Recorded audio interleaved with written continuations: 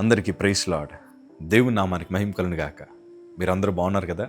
మీరు పెడుతున్న ప్రతి ప్రార్థన రిక్వెస్ట్ కాడని మేము ప్రార్థన చేస్తున్నాం. మా ఆశంతో ఒకటి, ఎక్కడైతే మీరు తృణీకరించబడ్డారో, ఎక్కడైతే వెలివేయబడ్డారో, ఎక్కడైతే గుండెలు పగిలేలాగేడ్చారో అదే స్థలాల్లో నా ప్రభు మీ అందరినీ హెచ్చించబోతున్నారు. విశ్వాసంతో ప్రార్థన చేయండి. ఘనమైన విజయాలు ఖచ్చితంగా నా ప్రభు మీకు దయచేయబోతున్నారు. God bless you all. ఈరోజు మన కుటుంబాలందరం కూడా విజయాలు పొందాలని ఎన్నో తలంపులు కలిగి ఉన్నాం. బలాన్ని ఉపయోగిస్తున్నాం, జ్ఞానాన్ని ఉపయోగిస్తున్నాం, ఎవరు పిలిస్తే వారి దగ్గరికి వెళ్తూ ఉన్నాం. మన ఓటమిని విజయంగా మార్చుకోవడానికి ఎన్నో ప్రయత్నాలు మీరు ఎప్పటిదాకా చేశారు కదా. కానీ ఎన్ని ప్రయత్నాలు చేసినా అందులో ఓడిపోతూ ఉన్నాం. ఇంటర్వ్యూలకు వెళ్ళాం, అక్కడ అపజయాలు మనకు ఎదురయ్యాయి. పరీక్షలు రాసాం, అక్కడ కూడా అపజయాలు మనకు ఎదురయ్యాయి. వ్యాపారాలు ప్రారంభిద్దాం అనుకున్నాం, అక్కడ చూసిన ఓటమిలు ఎదురవుతున్నాయి. కుటుంబాన్ని కట్టుకుందాం అనుకున్నాం, అక్కడ కూడా ఓటమి మనకు ఎదురైంది.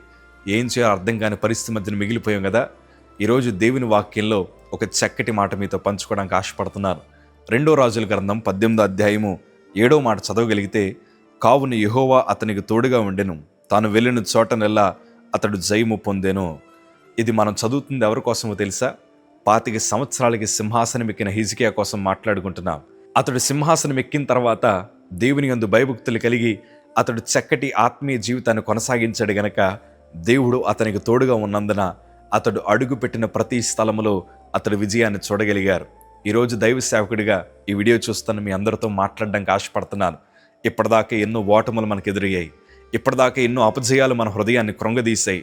ఇప్పటిదాకా ఓటముల మధ్యన నలిగిపోయి ఒక మూల కూర్చొని మనం ఏడుస్తూ ఉన్నాం. నేనంటాను, ఓడిపోయిన చోటే నా ప్రభువు నిలబెట్టడానికి సిద్ధంగా ఉన్నారు. నేనంటాను, నీ భక్తిని మరలా తిరిగి కట్టుకోండి, మీ ప్రార్థన జీవితాన్ని మరలా తిరిగి కట్టుకోండి, ఓపిక తెచ్చుకొని ప్రభు కోసం నిలబడండి.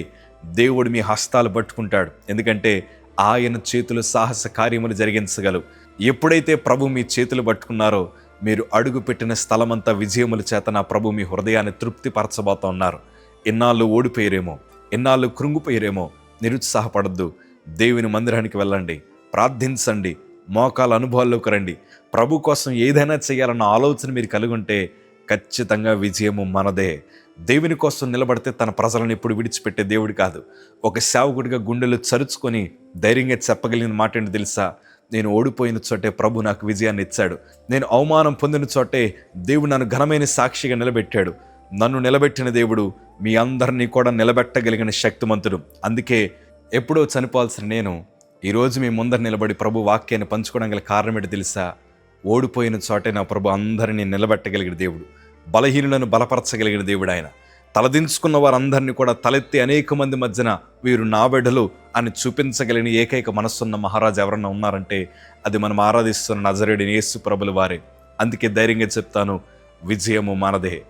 మనం చేయాల్సిందంతా ఒకటే, ప్రభు మనకు తోడుండేలాగా మన భక్తి జీవితాన్ని కొనసాగించగలిగితే నా ప్రభును అడుగుపెట్టిన చోటానికి విజయాన్ని ఇస్తాడు. ఆఫీసులో కావచ్చు, కుటుంబాల్లో కావచ్చు, నువ్వు చదువుకుంటున్న ప్రాంతాల్లో కావచ్చు, నువ్వు ఉంటున్న గృహంలో కావచ్చు, నా ప్రభు నీకు విజయాన్ని దయచేయబోతున్నారు. విశ్వాసంతో ఉండండి. God bless you all.